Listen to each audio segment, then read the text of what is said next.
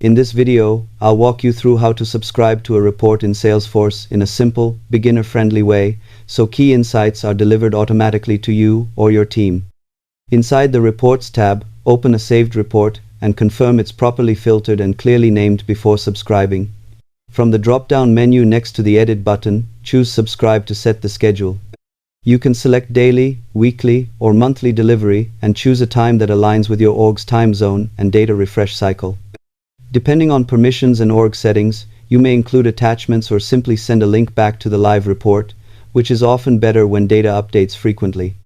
Add recipients carefully, ensuring they have access to the report, otherwise they won't be able to view the data.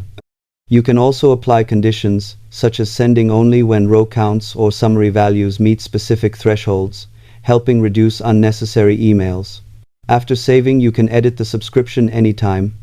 Subscribe for more clear and practical tech tutorials.